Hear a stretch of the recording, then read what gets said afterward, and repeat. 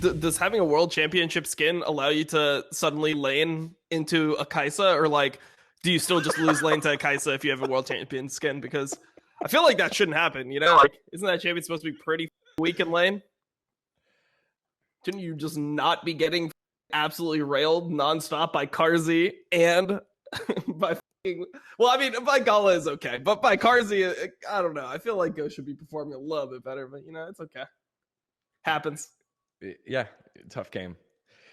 Oh man, what's up, everyone? Now that we got all that out of our system, welcome to Facecheck episode. I don't know which one it is. The one after MSI. This is our MSI recap. Dom, dGon, LS here to break down the action. Also, we had a little bit of rumbling here in the LCS. This isn't our preseason episode, but we got some preseason spice to start. Lord knows, I thought Bjergsen retired from killing kids, but apparently that's not a thing. Still able to do that from the coaching role. I love how Bjergsen just tweets like once every 6 months, and then he just like comes out, just drops his like nuts on Hunter's face and just leaves. It's like, oh my god, okay, we just witnessed a murder, and then we just go back to our normal everyday life. Yeah, that was we'll get into that later. We had MSI semifinals and knockout stage and the finals. To be honest, finally, I would say finally, we got ourselves some like really good matches that weren't RNG, Damonte, Kia. Like RNG, Talon, and Damonte, Kia, Mad Lions was fun to watch. You felt for Mad Lions, who were up 2-1 over Damonte, Kia. You felt for PSG, Talon, and Doggo putting in the work at 1-1, and even when they were down 2-1 against RNG, but class prevails.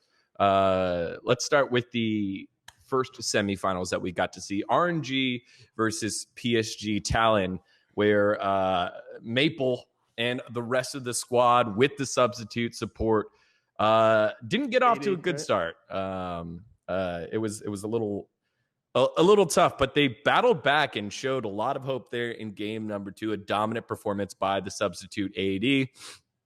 In Doggo, River showing off that he is class in the jungle as well, going up against one of the best junglers at the tournament in Way.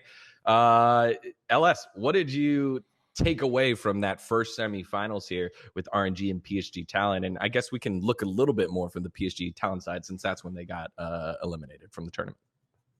I mean, I thought PSG Talon were gonna make the series actually go to 5 games at one point. So I thought overall the series was pretty surprising. I thought that was probably, I mean, Doggo. I mean, the bot lane for PSG, actually, I think this was probably one of their better performances out of all the games that they played in total at the entire event. So, I mean, I thought that was okay.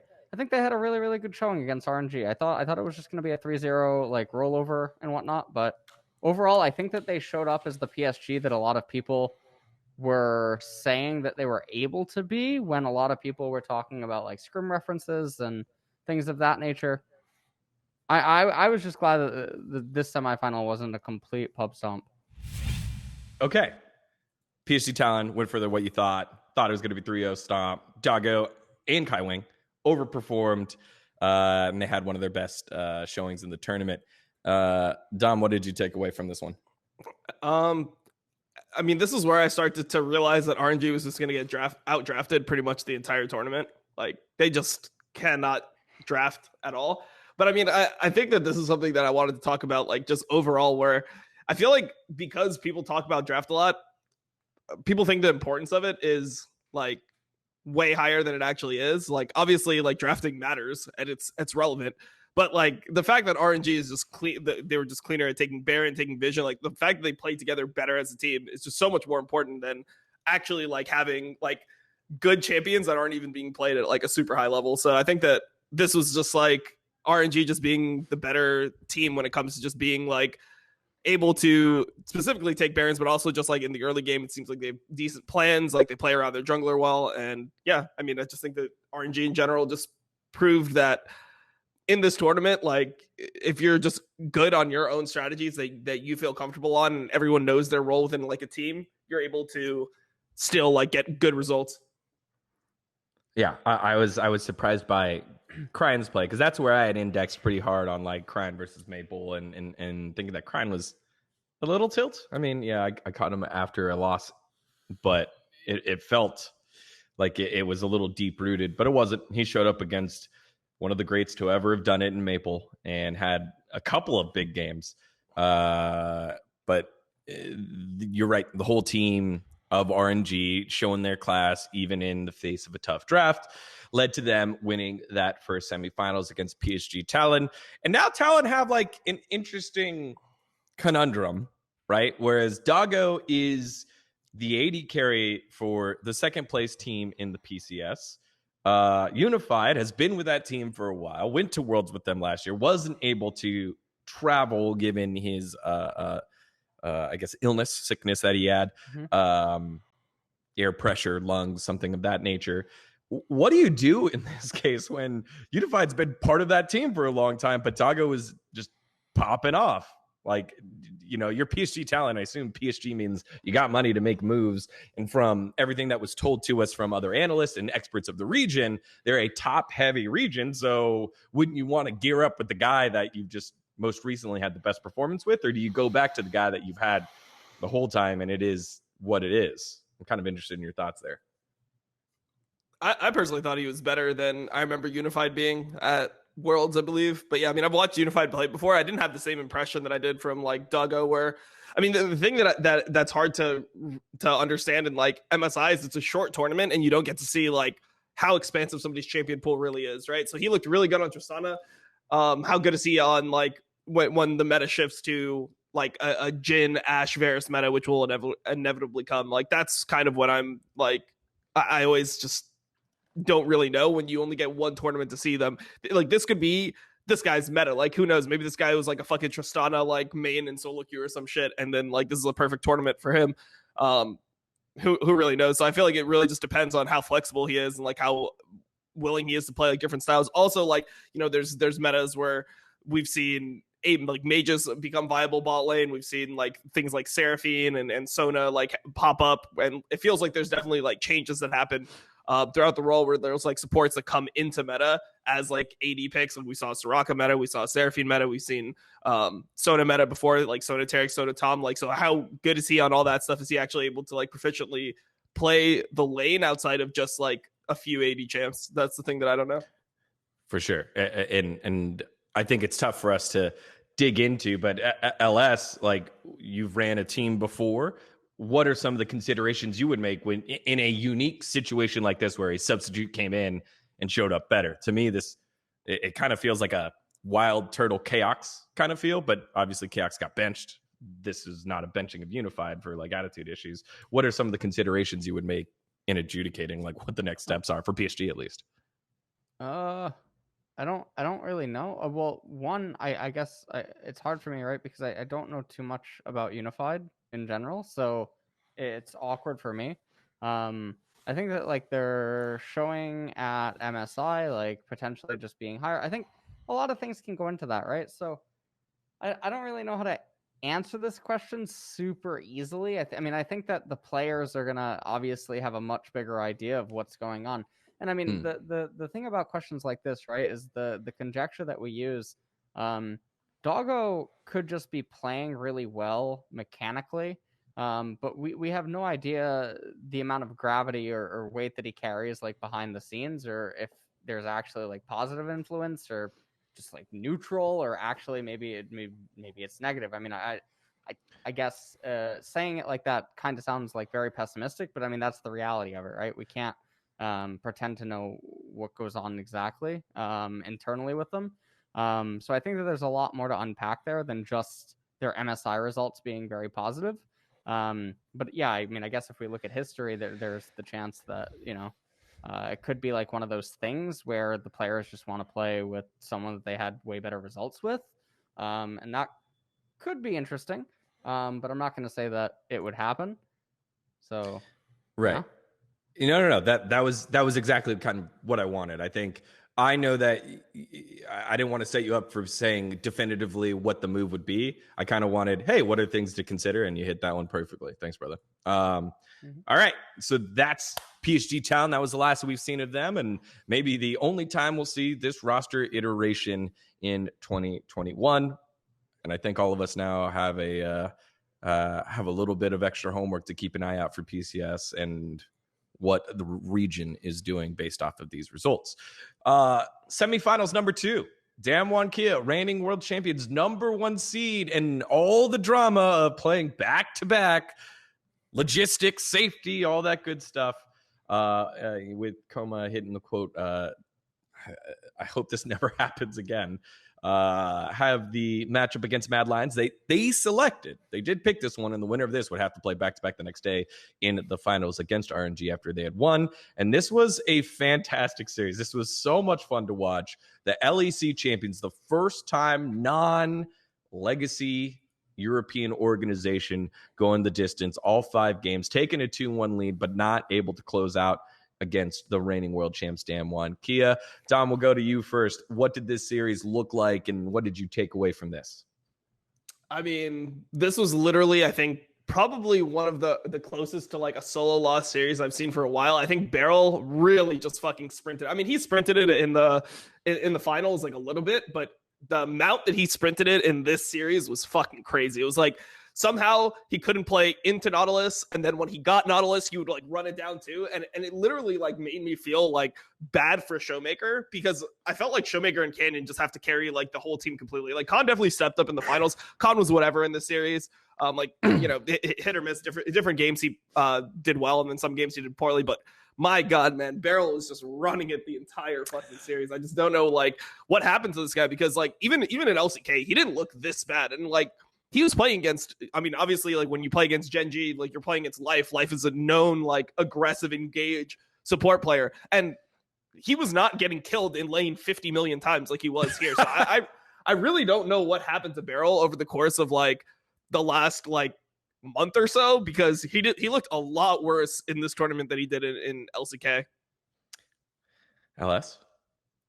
This was the series I did not I tweeted about. I did not end up seeing it, and then I was supposed to VOD review it, and instead of VOD reviewing it, people linked me the double lift clip about Kog'Maw, and I kind of lost my mind, and then I went into like a 2-hour discussion on analysis of champions, or how champions are evaluated by like pro players and like other stuff, the issues with that, and then I went into like a 3.5-hour long stream on something totally else. I actually never got around to the VODs. And then that night was Dom 1 RNG, so I never actually watched the series. Yeah, I mean, that's probably good for your health. Like, this was fucked up. Like, I don't know, man. Like, I don't know why Beryl can't play the simple champions, because it's not like Nautilus is a new champion that he like struggled to pick up. Like, let's say Rel had just came out before MSI, and then it was like super OP, and then some supports could play it, some supports didn't. I would understand somebody like inting on it, because it's like, oh well, you just like obviously don't know the limitations of the champion. You're somebody who requires more time to be able to like get that level of mastery on and proficiency on a pick. Like, then it would be understandable to me. I don't know how you can run it down so often on Nautilus Leona when literally they have been staples of the support meta for 2 years now. It was so crazy to me that like Beryl was playing this poorly. And then the thing that I hated about it is like, so Beryl's running it down on stage, right?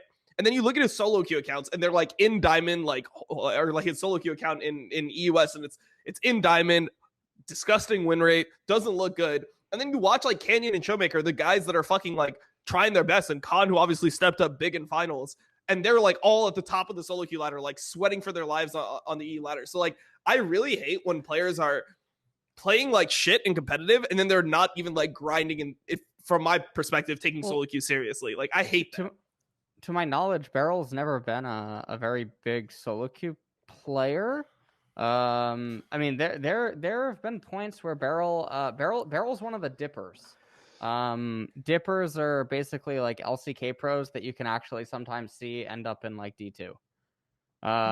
Because there are some of them, right? They'll rock. I mean, most of them end up not being good for very long. Like, that's normal. Yeah, I mean, there has been some pretty insane instances of like perceived top tier pros being in D1 or falling to like D1, D2.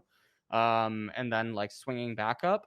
I mean, yeah, there's been some pretty iconic instances. One that I'm not gonna specifically mention. It's Crown. But oh, wait, never mind. Well, no, I mean, Crown.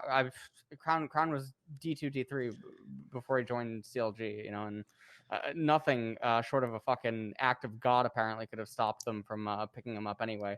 But Crown, no, I mean, there's other examples. There's a famous example of, you know, a top tier LCK player being stuck between D1 and Master 200 for like 4 months straight. Sometimes it happens. Beryl, I think historically has not ever really been good at solo queue. Especially now with the removal of duo bot lane. And I think that his like role inside of the team is he's like a really, really, really big voice. And I think that's kind of public knowledge through lots and lots and lots of interviews and lots and lots and lots of mic checks. Especially like his infamous 2 instances where he like the Sejuani thing, the Sejuani Karthus thing. Overrided the draft. Yeah. Yep. I remember that game. Yeah, stuff like that. That was a sick game though. I like that game where he took the Sejuani support. Like he's like, no bitch, like Canyon, I'm playing Sejuani support, lock in Karthus right now. It's like that's alpha right there. I respect that. So I'll give him points there. I mean, just for me, like, so Diamond 2 and Diamond 1 is not what Diamond 2 and Diamond 1 used to be, right? Like the fact that he was Diamond, like at this tournament, it's the equivalent of like, because now they remove promos, so everything's like really elevated. So if you look at ladder like distribution and compare it to previous seasons, it's about the equivalent of being like Diamond 4, Diamond 5 in previous seasons when Diamond 5 actually existed. That was like, that's the level of being like Diamond 1, Diamond 2 negative win rate, which to me is just like, even if you're fucking trolling, playing off roll, blindfolded, high, whatever the fuck, like you can still get out of that ELO. So like for me, like seeing that pretty level of like a solo queue, like a solo queue performance, it really bothers me because it's like, dude, you're just not trying at all. Like you're a pro player. Like even with how hard he's inting on stage, like he's probably getting out of fucking Diamond playing like that. So I don't know, man. Like to me, there's just like levels where I don't even care if you're not a solo queue grinder or you're not particularly talented at solo queue. Like you just need to be like higher rated than that. There's a minimum. I think it's D3 though. Yeah, it's D3. D3 is the minimum. Yep. In the 2 games that he played Nautilus in this series, Beryl went 1, 11, and 13. Yeah, 1, 11, and 13.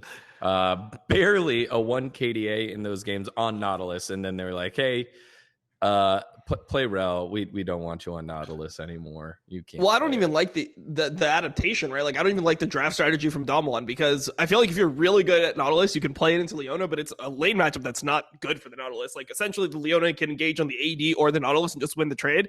So like if you watch how Ming plays that matchup, you have to be very like smart about how you play it. You have to like play to hook the Leona out of E. If you ever hook onto Leona, you can't go for like the melee auto attack. If you go for the melee auto attack and Leona is able to like then stun you as a response, you're gonna fucking lose the trade. So there's a bunch of different ways that you have to like understand that matchup. And then Kai Wing's shown like at this tournament that he was really comfortable in Leona. I mean, I know we talked a lot about or I've seen a lot of conversation in the community about the Kai Wing mechanic where he ults on Leona, which a lot of people were surprised by, that he would like E to root, and then normally when you see like Leonas go in, they EQ and then ult on top, right? So he would E, and then during his E animation he would throw the ult, and then he would chain CC. So like he's obviously very proficient on Leona. So then why are you picking Nautilus like into the Leona guy? It doesn't make sense to me. Like, doesn't he have other champions? I mean, when he played Thresh in the finals, it looked okay in lane at least. I don't know. I feel like there's other options. Comfort, Dom. Don't you understand that?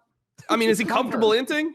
Like, no, I guess. Look, Dom, when someone chooses rock, you choose scissors because you're comfortable with it. Yeah. Okay? Who needs proficiency? Actually, no, after I don't know what the fuck it was, man. After MSI ended, there was like a couple of tweets, like some of them like outright tagged me, and then a couple of them were like subtweets, right? About like drafting and draft importance and comfort pick and Kaisa and all this other good maldy baldy stuff, you know. But I thought it was so gross. I mean, you already touched on it, right? I mean, RNG do draft really, really, really fucking bad. But if it doesn't go punished, or if the opponent's drafting really bad too, it doesn't really matter, right? Or like the Kai'Sa argument was like another really good one. I think Kai'Sa at the tournament, where she was 37-29 or something. Now, I know people love fucking win rates. I mean, Gala's a freak on the champion. So 37-29. Gala is 12 of those wins and only 4 of the losses, right? So Kai'Sa's 50% win rate without Gala on it.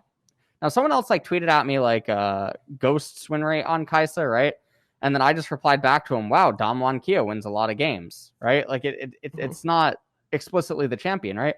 So then if you go down the list and you remove Ghost, Ghost is 9 of the wins and 3 of the losses. Okay, so now Kai'Sa's 14-22. And then if you continue to go down the list, I mean, it gets uglier and uglier. And like you can do this for like, lots of different champions, right? Like Rumble, right? Like this, Rumble, if you remove all the wins, then it's only losses. Right, sure. So what I'm saying is that like the wins or the champion itself shouldn't be viewed just by who's playing it, right? Or like these fucking win rates and stuff, right? Should be viewed within the context of the game itself. But this just goes for everything. But like the question that's like in my head is like, do you really think Gala can't play other 80 carries like besides Kai'Sa? Where are we trying to get at? Now, I'm not saying that he's not proficient on Kai'Sa or that he might be better at Kai'Sa than like other people and stuff, but like Kai'Sa's let open as much as she is for a reason too. Like despite her pick presence or whatever, right? She's allowed through for like a reason in and of itself. When you go into the games and all this other stuff. Because you hope that he's playing it. You're like, I mean, at least if Gala's playing Kai'Sa and not a lane bully, maybe we can survive lane without going like 0-100. I mean, there's so much context that's just so absent, like in the way that these people perceive like drafting or stuff. But then there's this fucking crusade coming where it's like drafting isn't that important and all this other stuff. And I feel like everyone that rallies behind this like idea, right? They're the same type of people that don't want to learn new things because it's sort of like, you see that the best example that I always talk about, right, is in Smash Brothers Melee, right? There was a time period where like new tech was discovered, and all of the really, really top players didn't want to learn it because it was hard. So they were able to like continue to coast by, not needing aforementioned tech, right? But eventually it comes to a point where like everyone below them starts getting better and better and better, and those people are using the tech, and you do have to eventually incorporate it into your gameplay, right? I feel like anyone that like dismisses draft importance, well, first off, they can't draft in the first place, or they just don't know enough about the game like comprehensively, right? So I think they think that it's like something that it's not, but then there's this really fucked up thing where people think that a title like allocates a certain amount of like knowledge or ability to understand what's happening in a certain process, and they'll say the most obvious things, right? Like obviously, if your player can't play, 10 different champions, then yeah, you can't pick 10 different champions. No shit, dumbass. But the problem is that if you play an entire fucking split and you have the same goddamn tendencies, the same intentions inside a draft phase, the same erroneous fucking errors on R1, R2, R3, R4, R5 that set you up for failure, doesn't matter if it's going unpunished, doesn't matter if you're fucking losing, it's still objectively bad. Like you talking about RNG, man? RNG started playing Kai'Sa like first game of the season. They're like, we play Kai'Sa AD, anytime it's up, and they just played it the entire split and all of MSI. That's literally them. I just can't stand it. It's just so much to unpack, and it's so hard to fucking engage with, and it's just tilted me. Anyways, there. Thank you for coming to my TED Talk. Go ahead. Well, no, I mean, I was just gonna say that, like, for me, drafting should be an easier advantage than it is for like teams. Like, I think that drafting is easier to fix a lot of times than like other problems. Like if you try to unpack like Baron situations, right, and you look at how RNG does Baron, there's so many different like factors that they're being able to quickly assess and be able to like act upon, and that's like something that requires so much time. Whereas like if your players are competent, which a lot of the players are like pretty versatile at this point, at least in like competitive League of Legends, like I would say Cloud9 players are pretty versatile. as a whole. If you have players like that, then I think that you should be able to just like find draft edges. But I mean, I just think that like a lot of times drafting is like used as something that is like underhyped and then overhyped depending on how people want to phrase it to like make themselves feel good. So like if you lose a game, like it's very rarely 100% about draft. You very rarely lose an LCS game and it's like, oh shit, well the other team just drafted so much better we couldn't do anything. Like you probably had chances within the game to do something different and people just ignore that when they're out drafted to try to just like have this victim complex of like, oh, we couldn't win. So like that's the thing that I hate the most about it. Yeah, I think in LCK, there's like the weird thing where drafts come to fruition, I think, a lot more than in any other region. And what I mean by that is the lack of activity and the way that everyone plays super cautious and like safe in laning phase, just like playing ping pong, bouncing waves, standard recalls, junglers bailing people out and recalling, etc. Right? Drafts tend to come to a head a lot more frequently in LCK. And so one of the things that I know that like me and Nemesis will talk about when we're doing the co-streams is a lot of teams set themselves up for failure in draft, and they have to move mountains to overcome it. And it's not that there's not like things or spots that they might miss out on inside of the game. It's just that I feel like it's so ridiculous because of the way that they fall into the burdens of the traps. I think Mickey X was in the chat. I think on the finals day, it was me, Fudge, and Nemesis live viewing. And I asked Mickey, I'm like, okay, so when someone B1s Udyr and you respond, multi-flex. So you do something like Tristana Morgana, right? R1, R2 or something like that. Okay.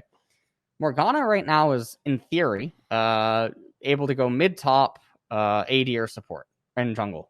Right? She can technically go all 5 roles. So when the opponent locks in fucking Leona or Nautilus or Thresh or something like that on B2 or B3 or something, right? It's a very standard common thing. There's nothing preventing the red team now from holding Morgana for a while and then just pivoting her bot, right? In order to get some sort of a larger upside inside of the draft phase. Because the thing I would say the thing that's preventing him from the jungle perspective is that like most junglers at this tournament, they just want Morgana. They just want to have like one of the 3 fast clear junglers. If they don't have one of the 3, they feel like they're at such a big disadvantage that they can't even play the game, which is not true, but it's a perception thing. It's totally not true. Yes, exactly. And the thing is that you have to be able to levy different upsides, right? If suddenly by pivoting Morgana down into bot lane and your AD carry is like a monster or something. Now, I'm not saying exactly what the AD carry is, right? But somewhere on R3, R4, R5, maybe you get a very powerful bot lane matchup. Now, suddenly the enemy jungler actually can't play the game the same way that he was going to if it was just standard bot versus standard bot, Udyr Morgana or something like that, right? And the enemy jungler is now magically under pressure. Yeah, so, and you could level 1 invade bot side and a bunch of different things. Not one fucking time in the whole goddamn tournament was a B2 or B1 or like a B1 or a R1, R2 Morgana pivot ever used. Not once. Instead, people would pick supports on R3 and handshake. What the fuck? I mean, look, this is what I'll tell you. These people are dumb. It's not about comfort, man. Wait, this is what I'll tell you. So generally speaking, if you were to do this, you'd have to take like kind of like an undesirable jungle matchup, or maybe not an undesirable jungle matchup, but definitely a champion that is not able to like full clear and match Udyr in like his first clear into Crab, right? You can't do that. Well, RNG decided to counterpick their own jungler, but without getting like the potential upside of like getting a more counterpick into like a engaged support bot lane. They just like played like Olaf into Udyr, and Wade just played better than Canyon in the game. Like they'll just play matchups that are not optimal, and they'll just play the game properly and not like this is the thing that people don't understand. Look, you're not actually forced to contest Udyr's double crab if you can't do it. You actually just don't have to do it. Like you can full clear base and then like buy your boots if you take futures market like a lot of these people are doing. Buy your boots and then you can just fucking like full clear again. Like you don't actually need to walk to the crab and like lose to Udyr at all points. You can actually just play around timings that are good for like your lanes and yourself. But I feel like people are so not willing to do that. I mean, we got Blabber with that next level like crab dependence where he's flashing into that shit. But I mean, just outside of that, I feel like people are so not willing to take any type of matchup that has any weakness in it if they consider like the weakness being like them being behind at some point. So there's a really interesting thing. I had this conversation on my stream the other day that people have a really misunderstood idea of how we evaluate or reach certain conclusions, right? And especially stats don't fucking help with this. So one of the things that I'm like a pretty goddamn firm believer in is that Ivern, like against Udyr, right? Or like against Olaf or something like that. Ivern's allowed to be behind and he's still even. Really fucking akin to Poppy Jace, right? Poppy Jace, I think is probably one of the most commonly understood matchups where a CS deficit is able to be read even by the casual viewer. Malphite where Jace, that type of stuff. We understand that if Poppy's down only 30 farm, she's kind of even. She's actually even. If she's down like 20, she's probably ahead, right? Like that's the dynamic of the matchup. The problem with stats is that people who are stat Stevens, they'll go into that and be like, oh, CS deficit of 20. Wow, Jace just destroys Poppy. It's not actually how the matchup works in context, right? I remember like Tom Kench, this is when Malice played it back in the day, right? In season 9, right? When I got Malice to play it. Tom Kench was supposed to be about a level and a half behind every other jungler, right? And it was even. He would beat them in a 1v1. He'd have more utility. It's fine if he's down a level and a half, right? It was like the nature of the matchup. And I liken stuff like this to other examples in other games where a perceived advantage is not actually inherently an advantage. For instance, in StarCraft, Protoss has to be up a base on Terran. Protoss needs about 30% more resources to be even with Terran at any given point in time. It's just a dynamic of the matchup. It's not imbalanced. It's just how it is, right? There's jungle dynamics like this too. Ivern doesn't need to be keeping up with Udyr in CS or Olaf in CS. He doesn't need to. He's allowed to be behind. His items cost less. He has higher base value, usually, right? Dependent on team comp, because of what is it? It's Trigger Seed, right? His E? Is that his E? Mm-hmm. Yeah. Trigger Seed. The base value of Trigger Seed is so oppressive and powerful by level 9. It's really hard for tank junglers to contend with it just because of its base value. There's so many examples of stuff like this in League of Legends where certain item breakpoints, the champion is just inherently stronger than you. Aurelia can be down 1,500 gold, depending on certain matchups, and she'll actually still kill you, right?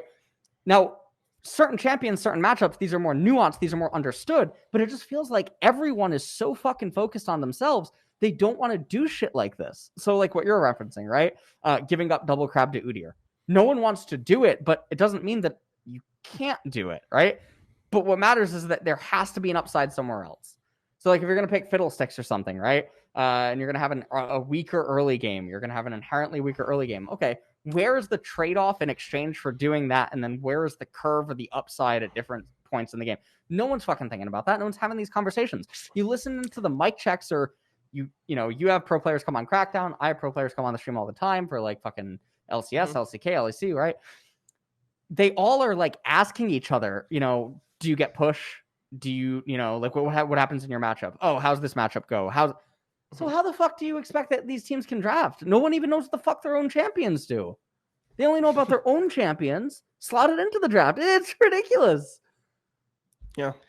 Okay, well, I don't know, man. Like I feel like a champion like Rumble, just like because he can't contest the Udyr's crab at level 4, it's unplayable because there's no upside anywhere else. It's not like he has a 1,400 damage dealing ulti that's AoE that he can drop at level 6 on like a 50-second cooldown. It's not like that can happen. So yeah, I don't know what you're talking about potential upsides, man. I think that you're full of it. Doesn't sound reasonable to me. So. There's I would say a lot of pro players talk about it in terms of feel rather than just direct numbers or like, hey, it is a feel thing, which I think is important for a player to get to on game day. But that doesn't mean you don't put in the time and don't put in the effort to do the math and figure out, oh, okay, I feel strong because I am strong, and it equates to 500 damage shield or 1,000 damage shield when compared to the opponent Rumble that drops the 1400 damage ult, I can go through that with the trigger seed or whatever that is, right? Not a lot of that kind of math breaking things down, and it's I think it is on both staff and players to make sure that happens. And so I think that those were solid points. And I wanted to get back to what Dom brought up in the first place in terms of just playing out the draft. And even though, hey, you put yourself, just like you said, LS with Nemesis, you put yourself in such a deficit that you got to work your way out of it. There's always the opportunity. And that's what we learned. I feel like a big learning point from RNG in this tournament. There's always an opportunity to work your way out of a bad draft. And I wonder how much of that is just narrative being pushed, like, oh, draft diff. Like, how much do we just say that? And it's like, oh, okay. And now the casual fan has that understanding of just, oh, it's just a draft diff, game's over. And you don't get to play. How often is that actually the truth compared to, oh, it's almost they have a tough matchup? I mean, it's literally just like, of course, like people that are watching the games are going to be like are going to use hyperbole to describe the situation, because it's like it'd be really like boring if you literally just said nothing the entire stream. Correct. And you're just like, I mean, it's a slight edge and like this is slightly, but like of course they're going to like try to point in on how like relevant something is, right? For me, the issue is that like I feel like pro players actually believe it. Like, I mean, you heard the interviews after Cloud9 lost to Pentanet, right? And they're like, yeah, I mean, we were just like outdrafted this game. I mean, we just thought that they didn't play Tom Kench Senna, and like they did play Tom Kench Senna, so we just like couldn't do anything. Where it's like, yeah, I mean, maybe you can't do anything bot lane, but like they actually won the matchup bot. Like you could roam your support. Like how about like you're telling me if RNG played that draft into Pentanet, they would have lost? I don't buy it. I don't buy it for 1 second. Like you can definitely win these types of games if you play well enough. You just have to like understand that like, yeah, if everything goes completely like standard and we just like show up to dragons at the same time and we let the enemy team just farm to like a certain amount of like items, like, yeah, we're going to lose. You have to understand that is the reality of the situation, and you need to like do things outside of that. So like, what are your advantages, right? Well, if like Senna Tom Kench, one of like the strongest parts about Senna Tom Kench is the laning, right? Like the laning is super oppressive, especially into the gate support that can almost never die. But if somehow you're winning that lane 2v2 like they were, you don't have to gank it a million times. Why can't you just roam your support and dive mid? Why can't you do any of these things that will like put pressure on the enemy team? Like you see RNG do these types of things all the time. How many times? And they're doing it versus better teams. They're not doing it versus fucking Pentanet. They're doing it versus Damonte, where they have like, what was that game 3 draft? They had Ryze into Syndra mid. I forget the jungle matchup. I think it was like maybe it was like Udyr Morgana, something like that. They had that draft is so fucking doomed. Yeah, that draft is so doomed for them, but they're still able to like find advantages and win because they just play better. And like when they get into situations, they try to find like situations throughout the game. So like, let's say there's like a decent draft diff. Well, what happens if you take a fight that's like 45-55 and you have massive draft diff and you just outplay? Why don't NA teams ever think about like outplaying? Like, why is that not something that's common in the comms where like if we do something that the enemy doesn't expect, we have an innate advantage in the situation, so if we execute well enough, we can win. Like that's something that I want to see more of in North America. When you listen to like RNG mic checks, even in the games they're losing, they're like talking about like, hey, can we outplay? Can we turn here? Like what? Like let's look for this angle. Like they're always looking for things where they can get a perceived advantage because of a situation and because of coordination. Where I feel like this type of stuff is like we think we're playing like chess or something in North America when we lose, and then when we win, it's all about like how good the players are. It's so weird. It's like when you lose, you just blame draft. When you win, it's like, yeah, I'm fucking insane. Yeah. League of Legends is chess boxing, right? You got to set your pieces up. At the end of the day, you still could just beat the shit out of the other guy. Like, and that's what we learned from RNG today or this past weekend. Let's reel it back into the finals here. And the RNG DWG Kia matchup that we all expected. And I kind of wanted to throw out the last 2 finals have been like, hey, let's just wait till like everything felt kind of procedural and we now have our matchup here in RNG and DWG Kia. And just overall, again, like I said at the top of the show, the knockout stage, the semifinals and the finals all felt like, hey, although these were the matchups that we expected, they were fun and entertaining games to get there. Maybe the Mad Lions DWG Kia wasn't the cleanest one, but that was fun to see Mad Lions scrap back and forth with DWG and force DWG to just find other ways. Actually, not Damwon. Force specifically Canyon and Showmaker to get down and dirty and play those matches out in a scrappy way. RNG, Damwon Kia finals goes the distance, back and forth throughout. Is this the finals that you expected? Let's start there, Dom. Is this what you expected? Of course. Like, you go into the tournament and you expect. I mean, this is this is literally the reason why I hated the group stage and the Rumble stage being so fucking long. Is it feels like we're just playing a million best of ones to just get this result. Where it's like, I would rather see some best of fives between some of the teams. Like, I would much rather see more best of fives, a double elimination bracket, something like that. I would much rather see that than a bunch of best of ones just to get the same fucking result anyway. Like, I liked seeing the series adaptations. Like, I liked seeing, because I feel like in a series you have more room to like bring out different drafts when you kind of get a feel for like how the other team is like coming into the series, like what they're preferring to pick. Like, I feel like you can learn a lot throughout it. So I mean, we got to see like the Xerath game. I know I had a different opinion than LS and Nemesis on the Xerath game. We got to see like a bunch of different like strategies come out, you know, like the Nocturne mid was played. There was the Renekton mid Nidalee game. Like, you get to see more like variety of strategies, which is more interesting to me than seeing like a best of one of like, because I feels like a best of RNG. One. you just get the game one draft like 6 times over. You know, like, teams just draft what they think is good for them because you don't really have the time to like prep for each opponent and then like get a feel for how the opponent is playing on the day and where you think your advantages can be. Like, because I mean, every game is different, right? Like, you might play best of 5 and be like, okay, so like I've like, based on how this game went, I can tell that like these tendencies are like prevalent in this lane. Or like, this guy is playing like overly safe today, or this guy is like you know, like not coming in with like an aggressive mindset. What can we do with that like knowledge? Or we could see, hey, a team is drafting really weak level 1, or they're doing like a level 1 that's exploitable. Can we level 1 invade? Can we like do anything to get an advantage out of that situation? I feel like that's so much more interesting for me to watch. So I mean, I liked watching the series. It's just that watching the series made me wish that we had more best of 5s and not as many best of 1s. Yeah, I mean, I felt so. I was with Fudge, Nemesis, and myself, and then Mickey was in Twitch chat co-streaming, you know, live from Twitch chat. But the games felt really wishy-washy. I mean, Game 5 was a total letdown, right? Like, that game just fell apart really, really, really, really, really fast, and it was just like one of those games where just like, you know that it's over very early. So the first 4 games, it was kind of weird because it did feel like draft had quite a big influence, but I actually thought that Damwon would probably just lose the Rise versus Renekton and Gragas versus Atrox game eventually, right? Like, but they managed to win that one. So I actually thought it was just going to be RNG 3-1 at one point. But I mean, we did get the Xerath pick. I mean, that was probably like arguably one of the only highlights of the match, I think, that ended up coming out, at least from my point of view. You know, I mean, it was something that deviated from all the other garbage that we've been seeing the entire tournament. I mean, that was my perception. But in terms of overall everything, I felt pretty burnt out by the end of MSI because of the way that everything was going. And then I don't know, the final, it didn't. I mean, I don't know how Dom felt. I mean, I didn't feel like a finals. It didn't have the aura of like a finals to it. It just felt like they were meant to collide way sooner, and then they were finally doing it, but it didn't feel like finals.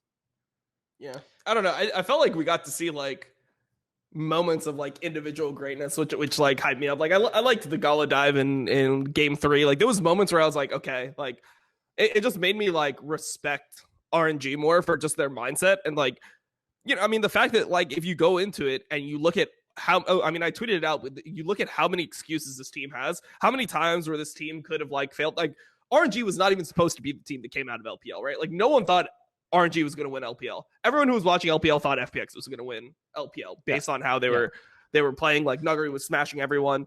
Nuggery even shit on Yahoo in the finals, right? And FPX 3-0'd RNG the first time they met. So this was not the team that was expected to come out. And then if you think about like what the team is, Yahoo literally role swapped this split to top lane.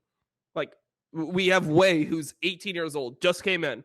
Cryan was like splitting time with Yahoo before. Now he's the starting mid laner. He was always like, you know, considered to be pretty decent, like had good outlook, but wasn't supposed to be like the best mid laner in LPL. Definitely not like, I wouldn't consider him a top 5 mid laner in LPL. I mean, if you have like Scout, Do, and be like all these guys, I think it's really hard for him to compete in that region. And then you also just look at like the bot lane of Gala and Ming. Like they're just like, Ming is the most, Ming and Zhao are the most veteran players, are like 22, 23. And like fucking Gala it's his first international high level tournament. They have no fucking coach there. Their drafts were shit. Like there's so many times where they could collapse and they just like have the mental resilience to win. Like to me, that just like, it was respectable. It's like, okay, I mean, based on how they were like, based on the situation, you'd expect Dom1 to like coming into the tournament have some type of advantage, being the defending world champions, having stomped their league. Normally Showmaker and Canyon are considered like the best like mid jungle duo in the entire world. Like, and they still looked really good. So I feel like it made me respect RNG for like going there and actually fighting and not making fucking excuses. And then like, if you listen to their mic checks and things, like the way that they talk to each other, I feel like their mindset is so much more healthy towards like getting the results like they want. Like they don't have this like really results oriented mindset. Their mindset is like, all right, like this is our draft. Like, let's just play the best we can. Just try your best, guys. Like try your best and just like that's and then the result will be whatever the result is. I love that mindset. Yeah. I think that's so much more healthy than like this like shit, we better not lose to Pentanet, man. That'd be so fucking embarrassing. Like having that in the back of your mind, it just seems like it would just fucking eat away at you. So I actually like the finals, and I was happy for like when I saw RNG win. Like RNG is not a team that I like that much in LPL. Like I'm a big IG and FPX fanboy, but like watching RNG win, like I felt like happy for them. I'm like, okay, like this is like they were able to fucking accomplish something that no one thought that they would have accomplished. No one thought they were going to win LPL. And yeah, I mean, obviously, like even if LPL is considered the best region in the world or like the highest level league in the world, I mean, them beating Dom1 was not something that was a foregone conclusion before the tournament either. And they have no coach there. So I was happy for them. I thought that Gala actually turned up big. I think his mechanics on Kai'Sa are just insane. I mean, you could argue like that he gets away with a lot more than he should in lane phase, but I just like seeing somebody play a champion at that high of a level, like that high of a proficiency. I thought it was nice. So. I agree with your statement there, LS, where it didn't feel like a finals in terms of getting there, I would say. I was like, oh, there's a lot of games. I would say that once the matches started, or I guess the day of the broadcast when everything started, I would say like, oh, here's the analyst desk, here's the stage, the presentation, all that good stuff. And then the matches, I felt like that was worthy of a finals. But you're right, slogging through it. And then just knowing that, yes, we had the world's best representatives there of their region, but we're missing like teams like 2, 3, 4, 7, 8, 9, and like probably like 15, 17, whatever. That to me, I think I agree with. And it's just kind of like, okay, like I just wish that it could have been more of these types of matches. But when we look at the series itself, tons of like individual standout plays. Again, just watching, I would say Gala going in and making plays over and over again. Zhao showing off his versatility. I would say that Ghost. Did Ghost not have a good series? So, like, Dom, you were hard on Ghost here, but LS, I want you to weigh in here too. Did Ghost not have a good series in this specific set? Because I know he had a terrible tournament. He made a couple mistakes, but he was being put in position to get kills, and he was doing his job, staying alive. I mean, I think when I think of Ghost and Beryl this entire event, I mean, I think you have to think about them, in totality, right? I think in this in this series, even when Ghost was getting kills and whatnot, it felt like he was playing as if he didn't have them anyway in a lot of spots. That's true. The 80, I mean the 80 carry that I liken this the most to in NA is actually Lost, right? I remember I made a comparison that it's actually bad if Lost ever gets gold because he's going to play the fights regardless the same way. Regardless of if he has a little bit of an item advantage or maybe EXP lead or something, right? Which is good, but also bad. And go give that gold to Power of Evil, right. So so for me, it really just felt like a lost moment. Ghost is not the person you want to have the gold on the team at any point. Yeah, you want it all on Showmaker. Pretty You want it literally all on Showmaker. Yeah. Yeah. Yep. No, I think that yeah, you could just tell like, and even like the way that Ghost got kills, it's like he's getting kills that are like default kills, where like the AD carry just gets those kills in a team fight based off what his teammates did. Like I think Khan actually had a pretty good finals. Like I think that you know, Khan played way better than expected in the finals specifically. So like Khan's like setting him up for success, Canyon setting him up for success, Showmaker setting him up for success, and then when he gets the kills, like he's not. He still looks like he thinks he's the worst AD carry. Like he actually looked like he believes that he's the worst AD carry than Gala. And you watch like when Gala gets kills, Gala's just ramming his fucking Kaisa down Ghost's throat every single time he can. Yeah. Like it's literally like him just like ulting into the tier 2, solo killing the enemy AD, and then dying into his GA, and then just like playing the fight out afterwards. Like it's so much fucking different. So I don't know. I just feel like there was massive fucking player like gap in the series. Like I mean, I feel bad for Showmaker because I feel like he really just performed super well. And the thing that I liked about watching Showmaker is it felt like Showmaker like rose to like a higher level than he was playing at. Like in LCK, he didn't look as good as he looked in this tournament, where like he was good in LCK, but I mean, obviously he was dealing with injury, and there would be games where he'd be like kind of like behind, or he wouldn't have huge impact, and then the team would just win through team fighting. He actually looked like a star in this tournament. So it like made me respect Showmaker a lot and like his championship mindset. I feel like he's like the real, like he's got the edge within Dom1, you know, like he's the one that just like doesn't want to fucking lose no matter what, like the most, you know. So I've always liked Showmaker, but I think that this tournament made me respect him even more for his just like grit. Afterwards, after the tournament, Ashley Kang, great reporter over at Horizon, she was covering MSI a ton, caught this tweet of Damonte Kia's Canyon saying, "I'm so tired." He changed his name because of how much they were hard carrying the rest of the team. So Showmaker and Canyon just they're starting to feel it, man. And I kind of wonder, I posed the question, I think in our predictions video, or in my predictions video, is this a tournament where one of the best teams in the world and the players on the best team in the world go to an international tournament, they get second place by one game? Do they lose their jobs? Do Beryl and Ghost get benched because of how poorly they played, or how poorly perceived they played? I don't think they should. There's no one to replace them. That, you know, I mean, realistically, I think if Dom1 were to replace them with anyone, they would want elite players to do so. So, I mean, the only way that I think something like that happens is come off season, Dom1 tries to go for an elite AD carry that's in the LCK. I think T1 might have an extra one just hanging out. Yeah, well, I mean that's like the only thing, right? But then you get into this really weird spot where you, as T1, and help out your opponent. It gets into a really weird thing, right? Like you don't want Dom1 to have Gumayushi or something like that. Wait, I have a question. If you were Dom1, who do you think you would rather have, Teddy or Gumayushi? Because for me, like I feel like most people say Gumayushi. I think that Teddy would probably fit in the team better. But yeah, I mean, what's your perception on who you'd rather have? Khan, you want Gumayushi. With Nuguri, you want Teddy. Oh, you think you need the carry from Bala, and you think Khan is like... Oh, I think Khan can't do it, you know? I think... I was impressed by him in the finals. Okay, this is the weirdest thing, right? Everyone's going to say that that was a good one, biased against him. I was like the big Khan champion, right? I was the person that made the VOD reviews on him before he was even famous. And all that other stuff, right? That you can find on my YouTube channel. Like literally before he joins Longzhu, before he joins LCK, and like all this. I can't find anything on your YouTube channel. You're completely out of the algorithm. True. Actually, dude, we all fucking are. Have you noticed? Yeah. We're all actually fucked, dude. I know you're just malding about it. Gbay99 fucking malding about it the other day. I actually messaged I messaged the T1 the T1 person who talks to like YouTube. You know what I mean? Like, I mean, every team I'm sure has like the channel manager. Yes. They talk to. And yeah, channel manager. Right. And I'm like, what is going on? Right.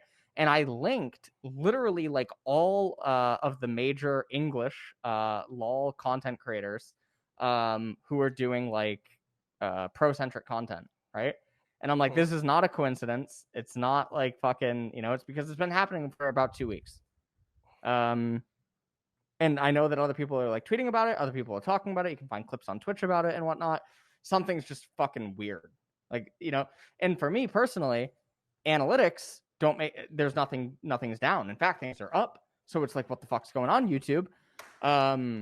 This is my first time ever dealing with this. I don't know about you, Dom.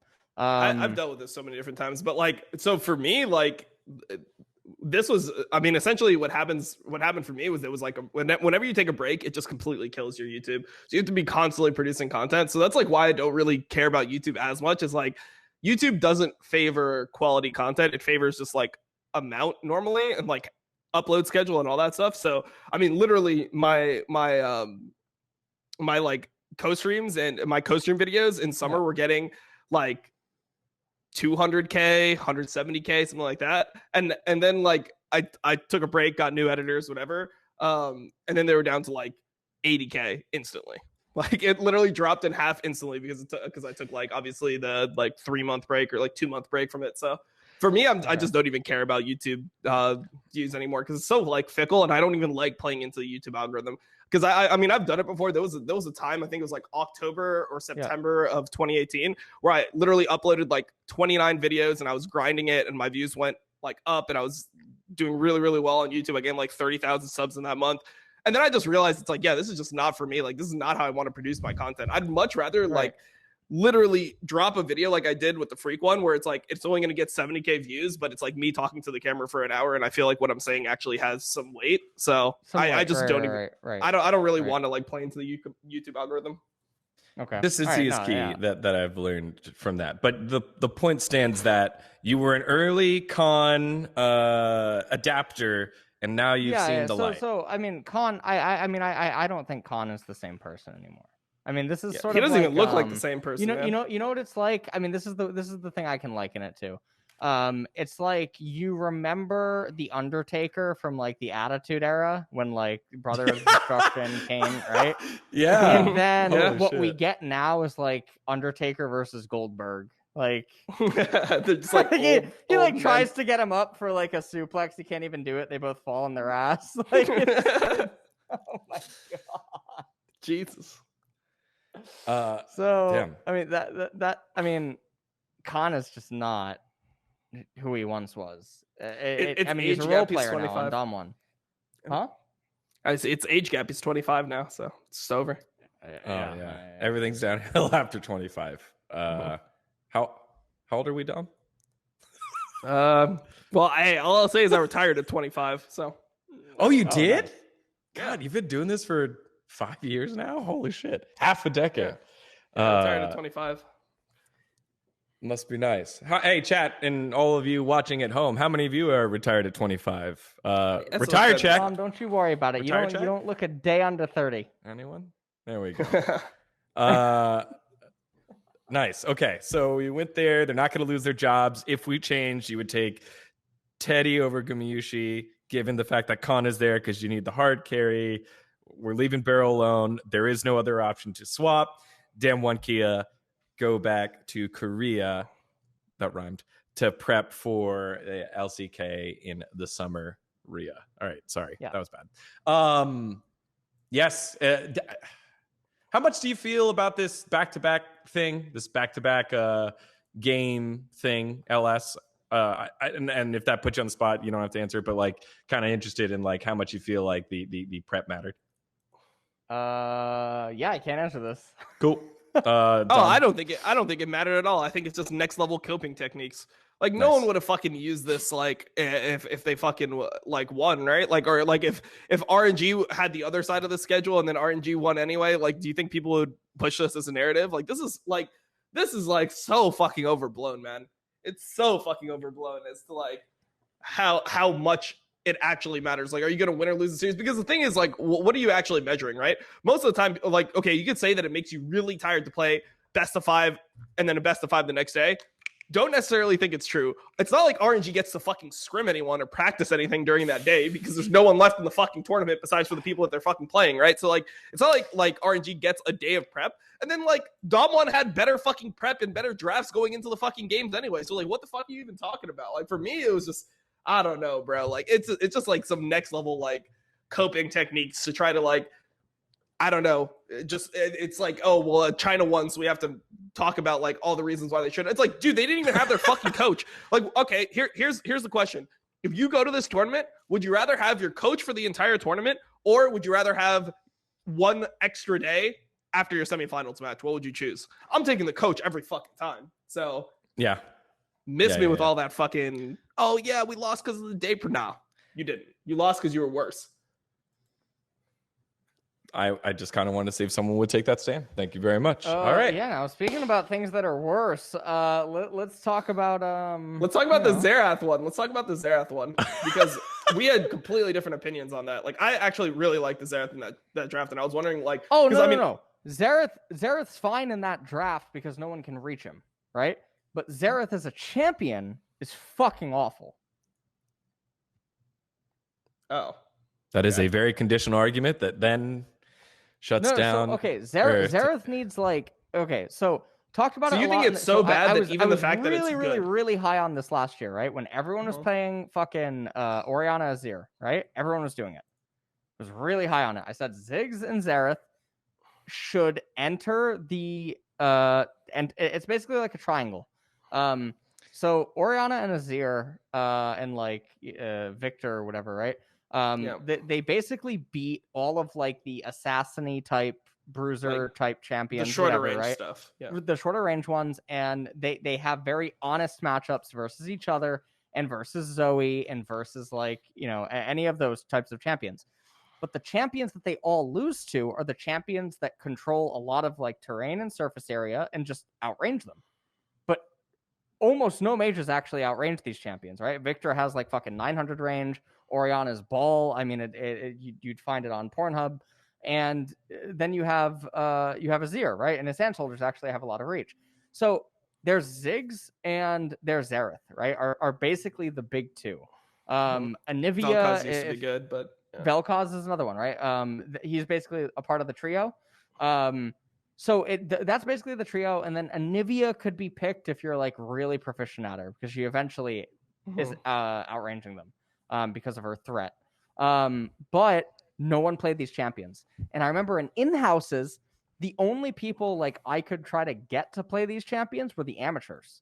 And it actually happened quite a few times, right? They would actually pick Xerath or Ziggs or Vel'Koz, and then the Azir Orianna player couldn't play in a lot of team fights. So like I think in the context of this game, yes, Xerath can't really be reached. I mean, Kai'Sa can try to like dive him in the backline, it doesn't do anything. She's the only one that can reliably like reach him.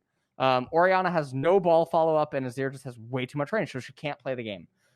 This is really akin to like terrain control against Aphelios. When you have like mages or like Gangplank in the game or something, and Aphelios just can't play, can't breathe. So he can't do what he wants to do inside of the game because he's just so restricted with movement. It's the same thing. But modern day Xerath season 11. Mage items are so expensive, and the mages are so dependent on the completion of the item because mage items, the real power comes from the passive of the item. It's not the recipe components itself, like it can be for some tank items and almost all AD carry items. Noon Quiver, Zeal, Serrated Dirk, like these recipe items are way fucking more useful and valuable than any mage item recipe. You have like fucking Blasting Wand and Fiendish Codex, right? I mean, you have Lost Chapter, which is broken, but you only get it for one item, which is your core item. Which I mean, I guess you could make the argument for Noon Quiver, right? But mage items are really heavy. They're really fucking expensive. Mages need really specific items. It's just too much for like Xerath and Ziggs.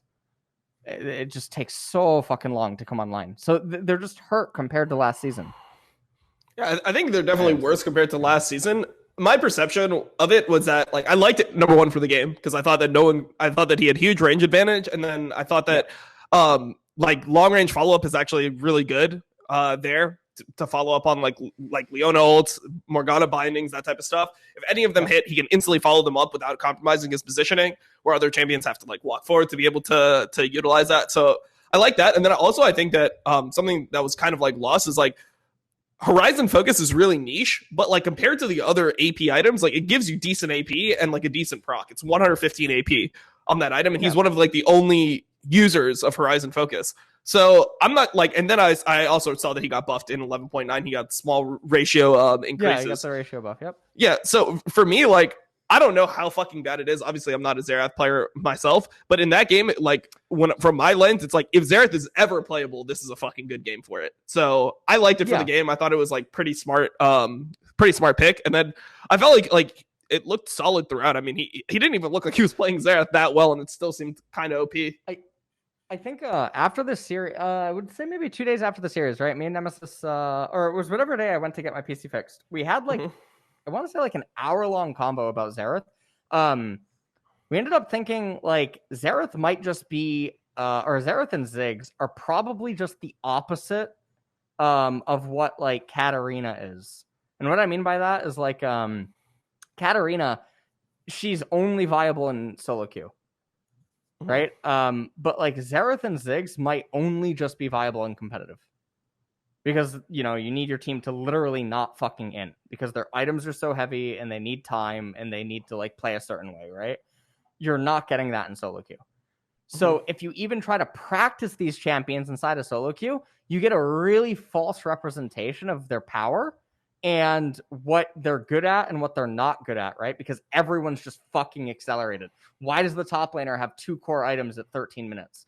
Why does the enemy 80 carry have 3 core items at 18 minutes at, you know, third dragon fight? Like, these just aren't normal things to like engage with, right? And so for champions like Xerath and Ziggs, or Vel'Koz, etc., I think it makes them look a lot worse in solo queue because they're so control centric that they might just literally be the polar opposite of like the solo queue only champions. They might be competitive only ones. No. Okay. I like that. Thanks, guys. I didn't really think about it. And honestly, I thought the conversation was done. We were like, no, I liked Xerath. I was like, oh, okay. The Xerath pick, one of the picks. And again, Medic dropped this factoid. This is the first time since 2014 that Xerath had won on the international stage, won by all North American representatives, LMQ. It was Zhao Weizhao in the mid lane. Nice. The joke there is that fuck that team. Yeah. Okay. That's Dom's favorite team. All right. That's MSI wrapped up in the middle of the competitive season. Hopefully we haven't, I wanted to double check. We haven't heard specifics on how World's setup is going to look like yet. So maybe there is still hope that some learning lessons could be made here for the 2021 World Championship, format. But yeah, MSI done and dusted at the end of the pandemic. It was good to see players on stage again. Great stories from Mad Lions, from obviously Pentanet. Congrats to RNG taking the victory there. So now we turn our focus to the bread and butter of this show. LCS is now definitely getting benched. God damn it. No. I'm the host. We're talking about my former employer first before we destroy me. All right. Thank you. All right, okay, fine. All right, thank you. Bjergsen and Hunter Lee, head of Golden Guardians, go a little bit back and forth here. Hunter actually tweeted out a pretty stream of consciousness about North America improving their players, what they should do, and it at least had a thread together. So there's a thread on his page that covers all of that stuff there. He highlights something that, hey, the top teams that only want international success could possibly just go overseas and play in scrim and boot camp. It's been done before with CLG. He suggested that was Cloud9 and TSM's possible goal, use their academy team for the LCS, come back like near the end of the LCS, qualify for Worlds. Basically, there's a thread there.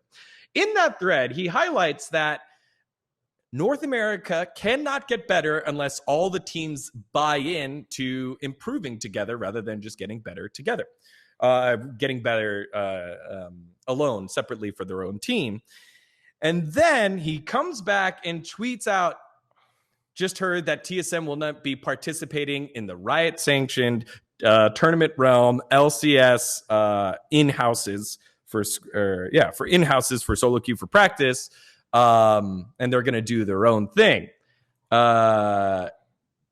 And then Bjergsen comes back and hits him with some nice screenshots here. TSM hasn't participated in the development or use of the current system. Here's a DM of the Discord. A lot of the organization is done between the coaches and the GMs for scrims and for this whole thing as well of this internal solo queue scrim thing. And then Hunter doubles down saying one comment 6 months ago that you didn't follow up on at all before doing this is not enough. It's just not. I can hear it in his voice. You just worked harder to create your own internal system than to improve the existing communal one. That's the problem here. And then Bjergsen goes into the however many time LCS champion MVP Bjergsen mode and hits him with the damning screenshots. Didn't follow up at all. 544 messages in the in-house council Discord chat and calls in the last 6 months. Please stop spreading misinformation.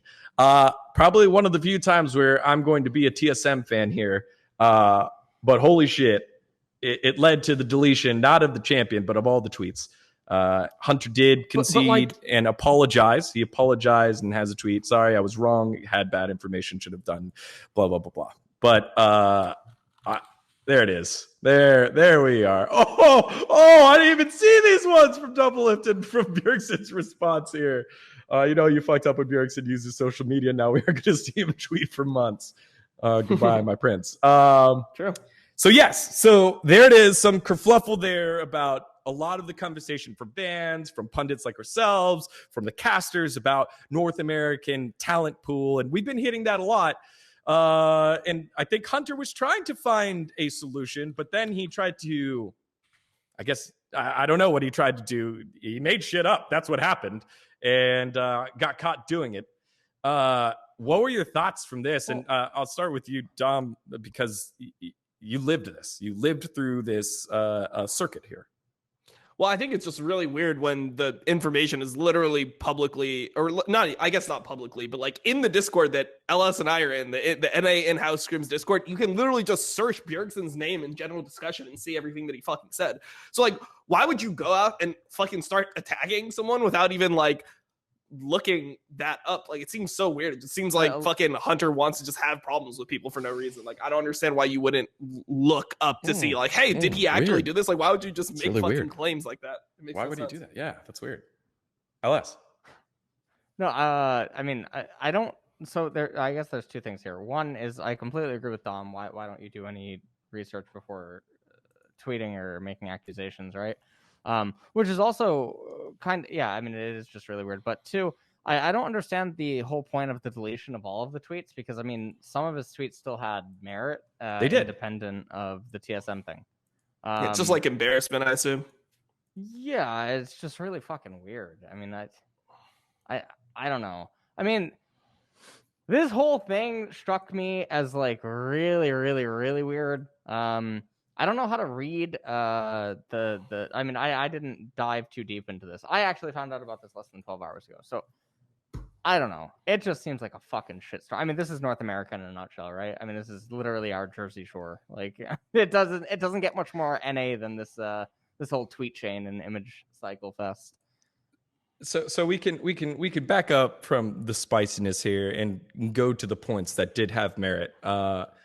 Two things. One, should teams like Cloud9 and like TSM, with this format that we have where your wins carry over and it's 8 teams that make it to summer playoffs for the Worlds promotion, which is top 2 get a bye, middle 4, so 3 through 6 play their regular bracket in the winners bracket, and then 7th and 8th play in the losers bracket. They've already they have one loss, single elimination for them. Should they boot camp elsewhere and do that? And I know from a competitive standpoint, I think that's what we're safe to answer. But, a major consideration is like financially, your advertisement responsibility. Like what are your thoughts there? I think the only team that could actually ever do this, right? Allow their academy team into LCS while they It's go Cloud9. to Korea. It's Cloud9. That's it. There's only one team that can do it, and Cloud9 won't probably do. I mean, I just don't think it makes sense. But while Hunter's tweet probably has good intentions, it's just not feasible. None of the academy teams can actually do it. And I mean, I think that's just the sad reality. Mm-hmm. Yeah, I mean, so I kind of have like a different take where I don't feel like you need to like go to another region for an extended period of time for like an entire split and then come back. Like, I don't think I think that's way too extreme. I think that if you do just do like a boot camp, like that will be good enough. Like the game changes a lot. So a lot of it comes down to like your mastery on the patch, right? Like let's say you go and like you train like in Korea for an entire split. How much better are you going to get? Overall, compared to like if you just go for a month before Worlds, then you get all the quality scrims, then you're playing on the patch, then you spam solo queue. I feel like if you try, like I feel like League is all about peaking at the right time and patch understanding on the patches that really matter. And I think that the teams that generally have a better understanding of this end up just doing better in general. Like you have to be really flexible with the changes to the game because they're honestly normally relatively extreme. So I just think that like, yeah, you should just play in your own league. You should play in your own league. You should do the best you can. And we've seen like teams go to boot camp and just level up a lot. And I think that it's just all about peaking at the right time rather than like, because you're not going to be able to grind for like 5 months straight. You're not going to be able to like only play the game, only scrim for 5 months and not have any type of like dip in your performance at all. Like you're going to need some time to scale into it, right? Like you need some time to like really like ramp it up. So I feel like this is like not even something that's like that relevant or necessary. Like you can do your best to improve during the split. Like watch VODs of other regions, watch VODs of LPL, try to see how they do, try to like reverse engineer some of these RNG Barons because RNG clearly looks like one of the best Baron taking teams in the entire world. Like get some like try to work on yourself as much as you can and then peak when you go into Worlds. Spam the fucking games, spam your scrims, try to completely understand the patch, like just grind out at that point and you should be good enough.